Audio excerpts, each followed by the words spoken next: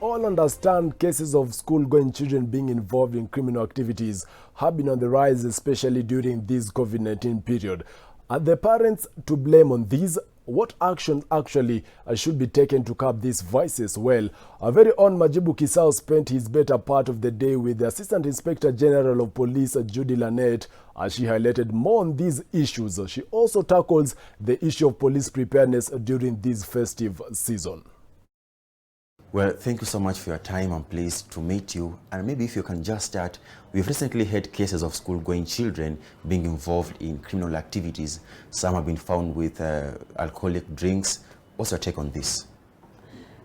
We have had a few cases of juvenile and young children being involved in the trafficking of drugs and psychotropic substances.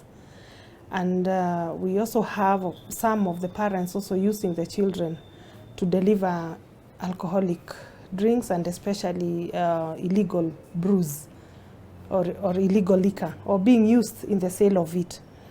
And we want to say that this is very unfortunate. First and foremost, what future are you giving to this child? Because you're training them or you're teaching them through their life that it is okay to do things that are illegal, to do things that can even put them in jail. So we want to say it is very wrong, and we advise the parents not to become part of making their children criminals at such an early stage, because it would be very, very hard to change them from to become good citizens. We as parents, and I'm one of the parents, I wish to say that we need to take charge and monitor what our children are doing. We know during COVID-19, most of the children are just at home, apart from the few classes that have gone back to school. And I also heard from the government that it is not all of them who went back to school.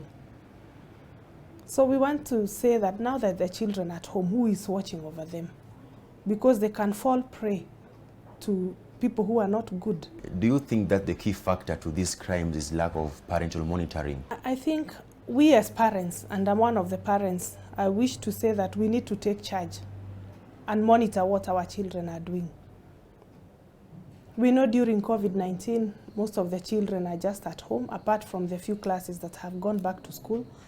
And I also heard from the government that it is not all of them who went back to school. So we want to say that now that the children are at home, who is watching over them? Because they can fall prey to people who are not good.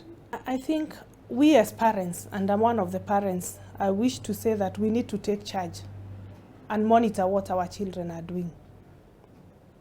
We know during COVID-19, most of the children are just at home, apart from the few classes that have gone back to school. And I also heard from the government that it is not all of them who went back to school. So we want to say that now that the children are at home, who is watching over them? Because they can fall prey to people who are not good. Can you please address the issue of police brutality?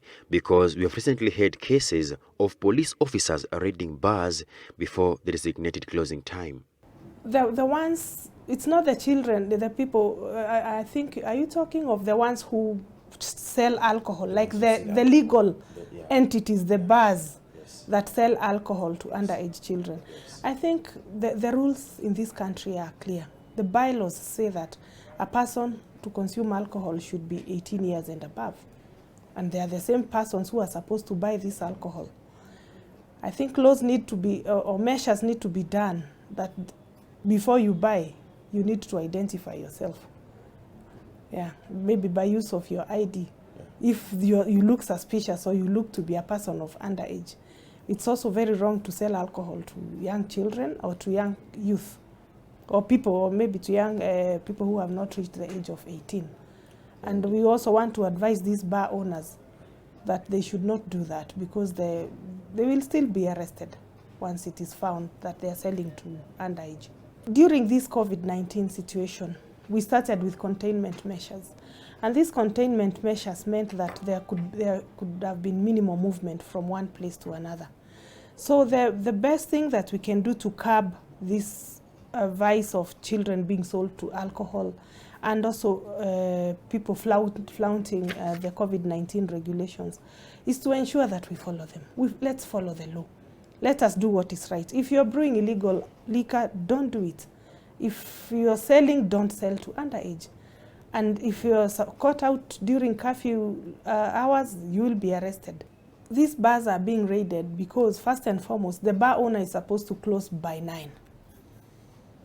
And it is not because they're not being arrested for curfew, for breaking the curfew rules. They are being arrested for flaunting COVID-19 rules, which include distancing. Do you think somebody can dance within a distance of 1 meter from another? So there are many other rules that are broken. And if a person, if people are arrested in a bar past 9, then they have flaunted the COVID-19 regulations. For sure, there has been a rise on sexual and gender-based violence in the country, and there's more so in slum areas. And another thing, another trend that we are seeing is that most of these issues that deal with GBV are also happening in the family front, where people are locked in a house. You find incest situations. And we get this kind of complaints. And you know, some of these things we cannot police somebody's house. That is why community policing comes in very handy, so that we can have a partnership with members of the public. What a fantastic conversation here we had with Madam Judy Lamet. She is the Assistant Inspector General of Police. Once again, thank you for your time.